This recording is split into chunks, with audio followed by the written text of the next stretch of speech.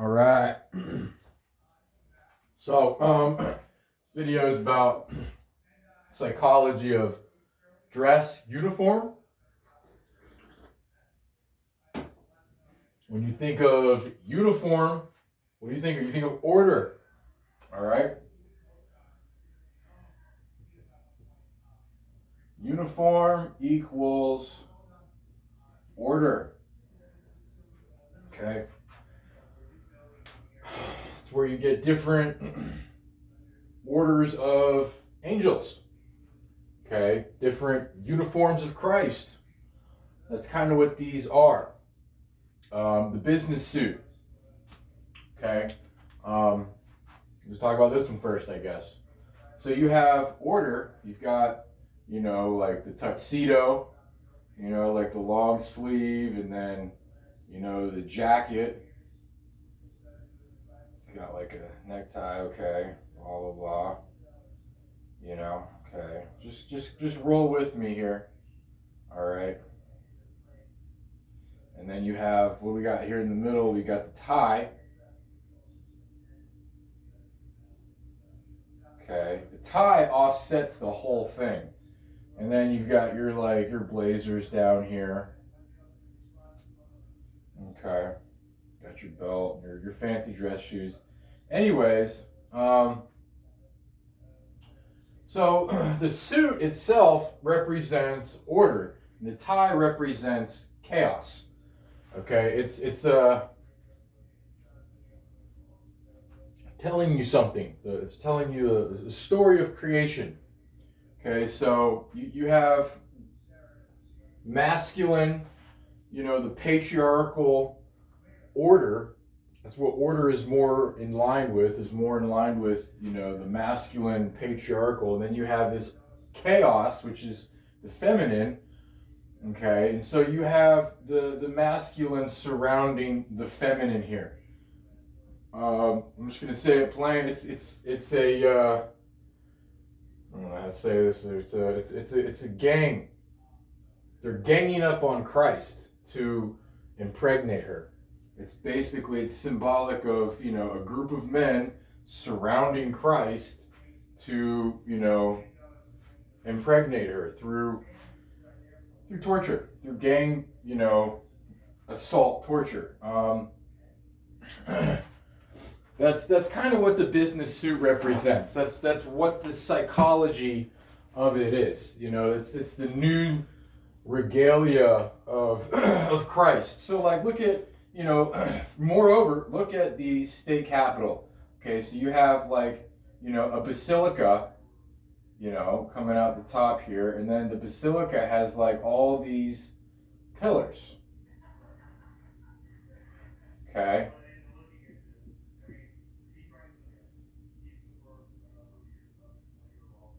All right, and so here's the state capitol. It looks like the state capitol, right?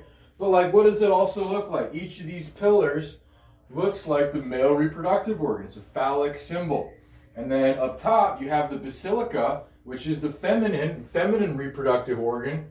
Okay, if you look at pictures of Jesus in the Middle Ages, he's always nursing from Mary.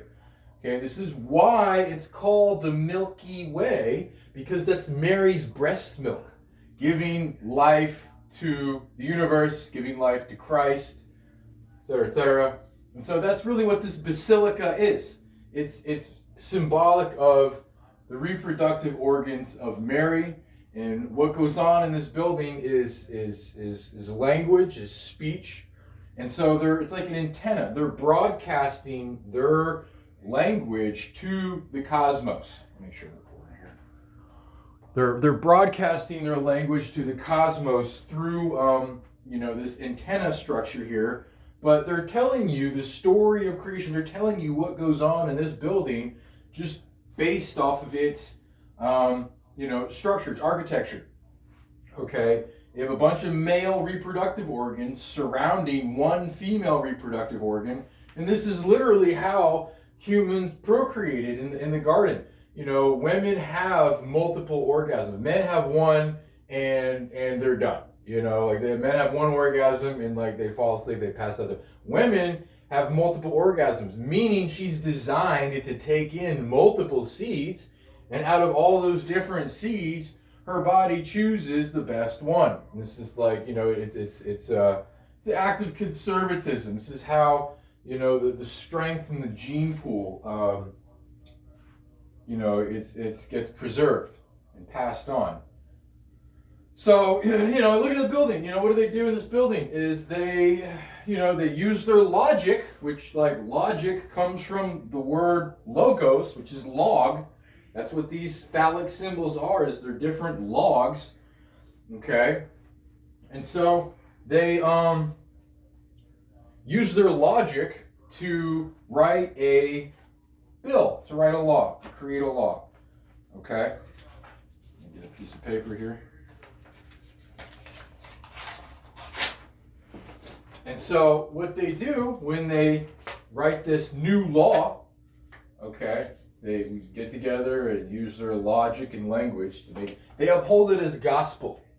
This new law that they create in this building. So the paper is feminine because it's open and it's receptive and it's a tear. Just like the female reproductive organ. It's like a tear in space-time creation. Humans just pop out, from her.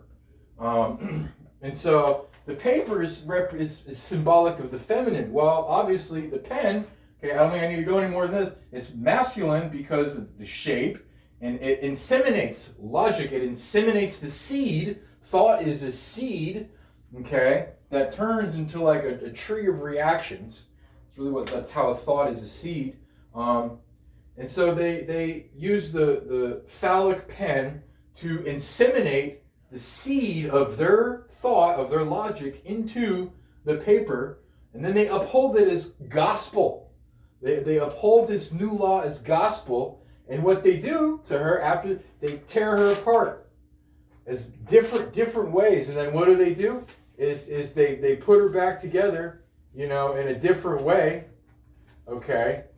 And so they write another law, but it's put back together, and so they do the same thing again. They tear her apart, put her back together differently to write a new law. And it's an eternal ceremony of tearing apart the body of Christ so that they can put her back together and tear her apart a different way for eternal creation.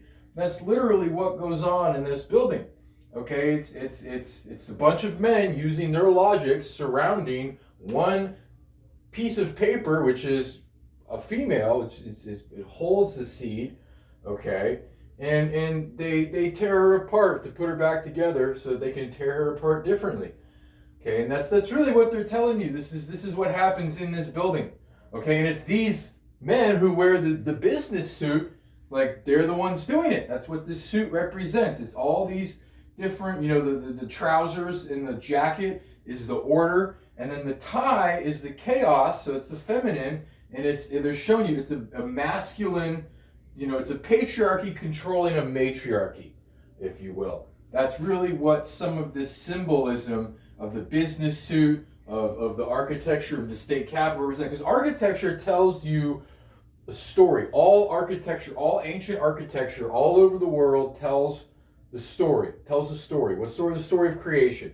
And that's basically what's happening is paganism. Romans were pagans, okay? They say that this country was founded by Christians. Well, Christianity, is like, it kind of comes from paganism, because Romans were pagan and they were the ones who adopted Christianity as being the national religion of Rome.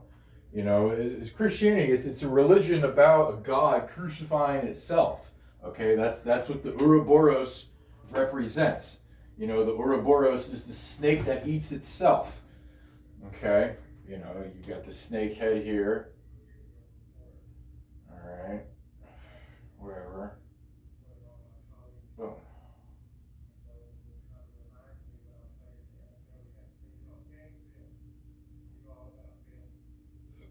The Ouroboros is the snake eating. It represents insane logic. And that's what Christ is. This equals, whatever. Damn it.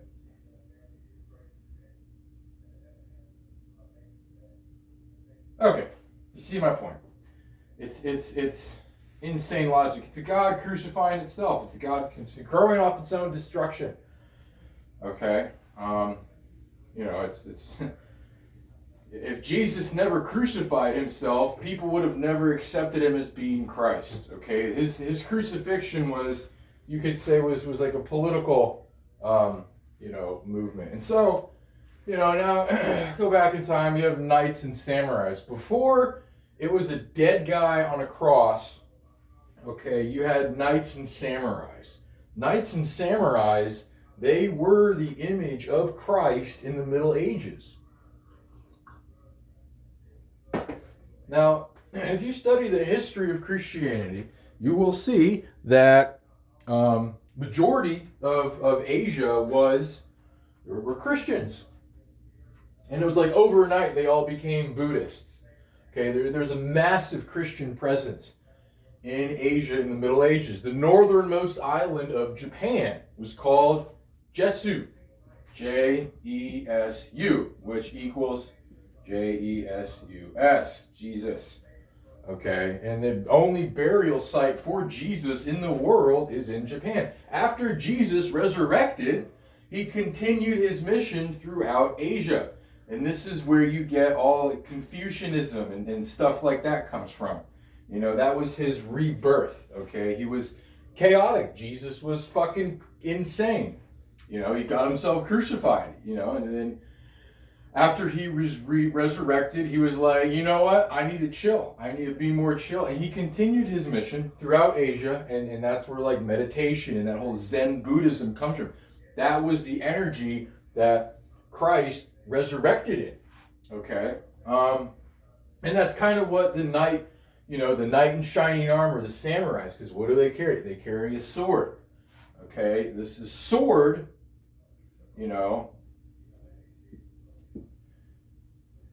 is just word with the S in front. Okay, the S it comes from Greece. All Greek words ended with a S sound, and it's interesting that the letter S makes a S sound. It looks like a snake. Okay, there's no coincidence. So, that's really what the sword of the knight in shining armor, represents. It's obvious. I mean, like, look, it's phallic. Okay, like. Okay, that's what the sword, that's why Michael carries the sword, okay? Gabriel carries the sword as well, he just keeps it in his pants. Anyways, so, look at this object, okay? There's a psychology to this object. When you swing a sword, you can only swing it in one direction. But there are two blades. There's two sides. So it's like, this object is not meant for war. It's just, this object is meant for something else. Because it's not meant for swinging. Okay, it's meant for stabbing more than anything. For me, what I'm saying is this is an item that's meant to separate families, okay? In Matthew, Jesus said, I did not come to bring peace, I came to bring a sword and sit it down in your house, turn father against son, mother against daughter, okay? And that's what the sword represents, is how Christ separates. That's what the fish here is, this Christian fish. These are two boundaries. It's a crossing of boundaries. That's really what the Christian fish represents. It represents a crossing of boundaries. And so that's what Christ, in the form of the Word, does, is it separates those who know Christ and those who don't, those who have Christ in their heart and those who, don't. It's not a war of flesh and blood, it's a war of ideas and principles. Okay, and Christ is what creates a separation in that war. It's not really a war, but you could, use that analogy. I don't like, because war is like fear-mongering, and there's no fearing God. So, this is an object meant to slay people who are closest to you, i.e., people in your own family. That's really what the sword is an object. Because look at it, it has two sides, two blades, but you can only swing it in one direction. Okay, so like this object is not meant for, you know, this is why the sword is a symbol from the Middle Ages, you know, and like you have to have a really like detached perspective of the world in order to see this image, you know, for what it is. It doesn't make any sense. This image, this sword, this object, it makes no sense. Why would you have two blades on something that you could only swing in one direction? Okay, like it's samurai swords, you know, like the terracotta army, okay, that they found like buried. It's like a bunch of like stone, you know, statued soldiers. Like that's the order of Christ. That's the army of Christ, and that's what these uniforms represent. Okay, they are uniforms that like represent authority. Okay, and that's kind of brings me to my next point, I guess, which is like the police. Those are the authority figures in the world today. And if you read in the Bible, it says the Nephilim, they have like blue skin, and that's the skin that archons have. You ever look at like archons are what the CIA calls aliens, because they don't want people to think they don't want people to think that, you know, there's no such thing as aliens, because there's not such thing as those things are our creator gods, you know, like we're older than them, so you know technically like we're more alien to them than they are to us, since, you know, like they are the things that made these bodies. And they used to live on this planet with humans, like not that long ago, actually. Like it was back in the Middle Ages. Okay, so that's why, you know, the boys in blue, you got, you know, the cops, when you talk about, you know, authority figures, like blue is always a color that goes along with that. Blue bloods, okay? You ever heard of black people that are like, oh, that guy's so black, he's navy blue. Okay, well, that's stuff that's in the blood. Blue eyes, okay, like that's the, you know, a symbol of authority. You know, the blue in the eyes is really like that reptilian survival instinct, but on a spiritual level. Okay, so it's looking for what needs to be done on a spiritual level in order to spiritually survive. While reptiles, like that single slit, they're looking for what needs to be done to just have basic survival. Like that's why the reptilian survival instinct is the strongest survival instinct. Excuse me. So, you know, there's what's called a regalia.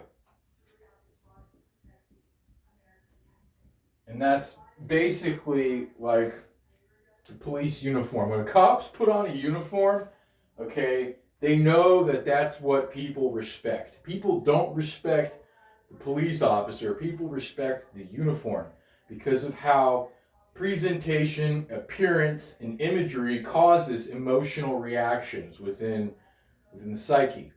Okay, like Elvis. Yeah, Elvis. When Elvis was on stage, he wore like, you know, crazy stuff. here's look right here. So like look at this here. When Elvis was on stage, all right, like he would dress like, you know, very like I guess flamboyant maybe, but it was a regalia. He was in the order of Melchizedek. There's another picture of him. You see like how he's dressed. So the order of Melchizedek is like a Freemason branch of, you know, it's a Masonic branch. That's more like in this like spirituality. That's you know, maybe less adulterated as far as the initiations go. So maybe like they don't do blood oaths, but like they do other things that might be like on par with intensity, but not as like physically aggressive. Anyways, so that's Jews control a lot of that. They that's why they control this police force. Like the Star of David, like it's a deputy. This is a symbol of, like, this is the sheriff's star. Like that's the sheriff, and like that's pretty obvious who controls that department. Okay, like they're telling you. Um, that's how they control it, is because there's a psychology behind the uniform. It's acting like it's there to create order. Okay, like that's really what the business suit uniform says. It's like, we're here to create order. Same thing with the knights and the samurai and the police. Like, they were here to create order. Um, the fashion industry. Like, how much money is involved in the fashion industry?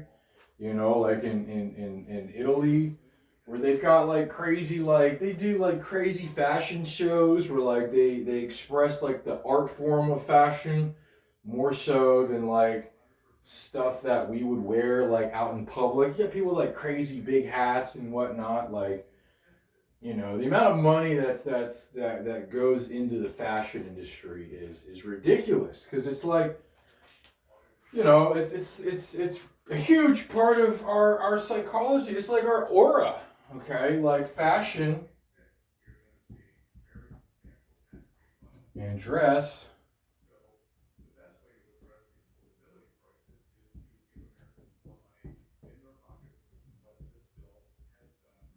It's like our aura for the day. All right, like you see my pants. This is my aura for the day. My hat.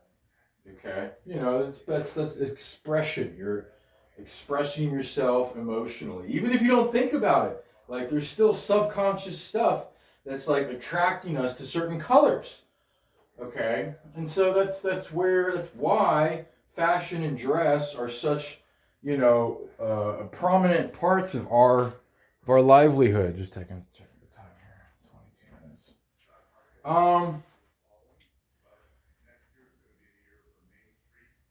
So I guess we can cut it there. I'm just explaining content.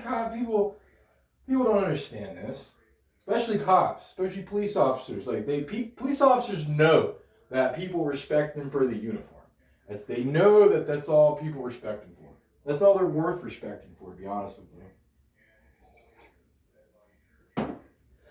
Because the type of person that becomes a police officer is, the same type of person that's willing to risk their lives to, look at illicit materials. They're people that can't determine right from wrong for themselves. They want someone else to do it for them. They prefer a relationship with their father. That's it. People who become a police officer and stuff like that, like they're the type of person who prefers to have a relationship with their father. Okay, because they need that. They know they need that discipline. They need that direction. They need that guidance. They need to have things separated for them, right and wrong separated for them, because they can't separate right from wrong within themselves. If you can't separate right from wrong within yourself, you should be isolated away from society, i.e., they're arresting reflections of themselves. That's really what police officers are doing out there. They don't realize this, why it's a continuation. They're just arresting reflections of themselves. Because there are people that can't determine right from wrong for themselves, and so they want to have a relationship with a masculine force that can do it for them. Okay? So, it goes back to the old regime, back when, archons, lived on this planet with humans. This is an archon. It even looks like a demon. That's your archon right there. Your typical, like, yeah, that's pretty obvious, like, what that is, like a demon, okay? But this was the old authorities that controlled this dimension. It's also why the Egyptians worshiped, like, their gods were non-human. Like, this is why the Egyptian gods were, like, a part bird, part alligator, part lion, part whale, part elephant, and just all in one. They're called chimeras. Okay, that's what a chimera is. Things that cannot be generated on their own, but have to be created in order to exist. Um, and the Romans, they worshipped like Hercules, Zeus. Okay, these were like humanoid, gods that they worshipped themselves. Like the Romans worshipped themselves, the Egyptians worshipped, because that's where this thing was back in the Middle Ages. This thing was in Egypt. This was the thing that ruled in Egypt. This is the thing that set up this entire system, so that it's ruled by the elite class or whatever. This was what set that up, and it was given to the kings and queens of Egypt. But that was back when this thing ruled, and then basically, this planet was its experiment. It's where you got cultures in laboratories, and you have cultures in humanity. A culture is like like we find in a petri dish.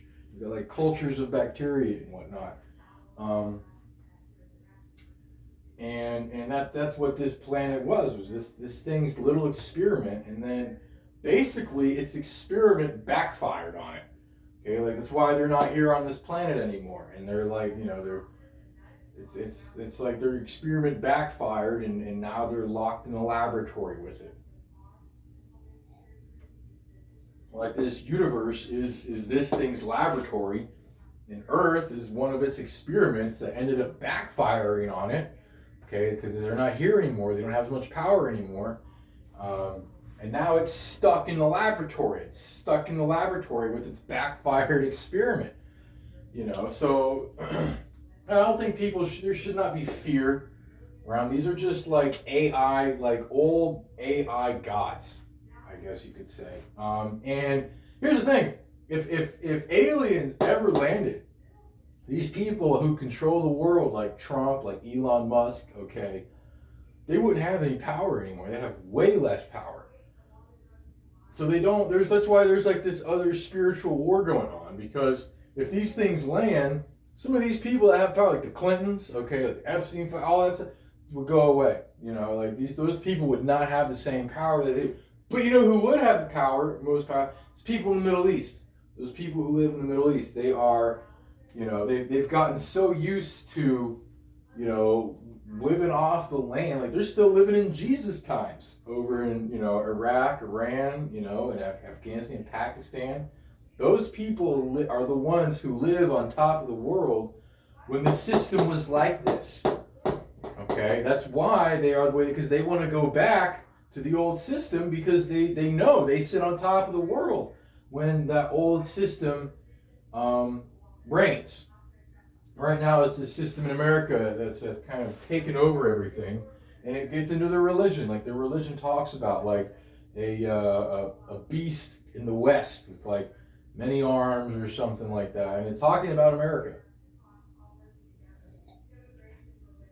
So, that's really okay. This is really more about the psychology of dress, though, and how authority is depicted. Is that like the dress says like I'm here to bring order. Okay, but really, and close with this one. Really, a garment. Okay, or the garment of Christ is the language that Christ speaks. So when Christ talks about wearing like clothes and garments in heaven, okay, he's talking about the language that he's speaking. The language that Christ speaks, that is his garment in his heaven. Okay? A garment of light is, I think they even talk about that in the Bible, is the garments of light equals language of Christ / love. That's really what the garments of light represent. So when you're talking about, being Christ-like, and the presentation that Christ created for himself, it was through language. And that was discovered through self-reflection, essentially. That's really what the true manifestation of love as authority is the Word. The Word is the authoritative manifestation of love. Because if you love someone and you're in a relationship with them, you're not going to try and control them. You're not going to try and be authoritative with them. Okay, love does not try and control. Okay, love is submissive. Love will allow you to feel it for anything. Okay, that's why too much love can be bad. Too much love is an enabler. I can make myself love this marker. Okay, no, I do. It's cool. It's fun to use a whiteboard. I think everybody would agree with me. But like, it's obsession because it's not capable of loving me back. So there's no mutual reciprocity.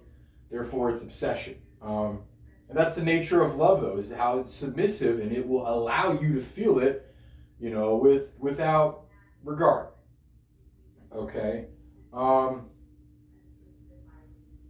So when you talk about love manifesting in physical reality, okay, as an authoritative force, though, okay, that's what the Word is. The Word is love manifested in physical reality as an authoritative force. That's why we have organs in our bodies. They all function together so that we can produce sounds with our mouth. That's why there's organs in churches. Okay? So, how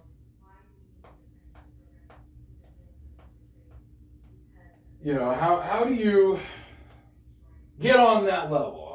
I'll say, it's a refining process. It's why you have Methodists out there. It's because Christ is God that has been refined so that it can be better. Okay, God is love. Christ is resurrection. So that is God that has been reborn. Okay, so it is love that has been refined. It's really what Christ is refined love.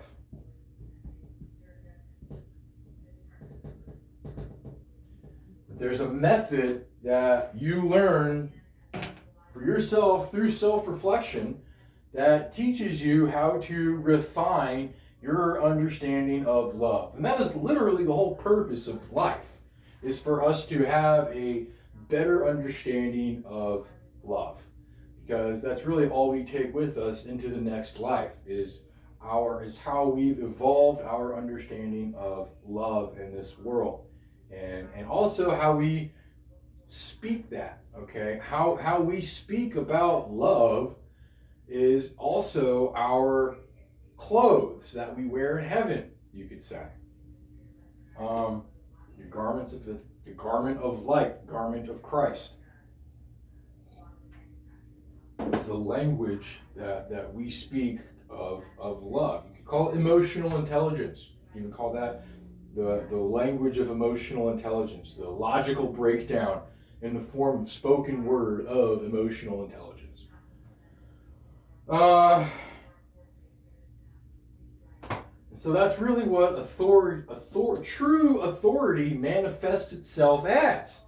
It manifests itself as, the word, which is the sword, okay, true authority manifests itself in the form of spoken word, and that is emotional intelligence, or the logic of love, and it's really the psychology of love. Okay, when you can use the psychology of love to separate morality, you are putting on the garments of light and the clothes that is worn in heaven.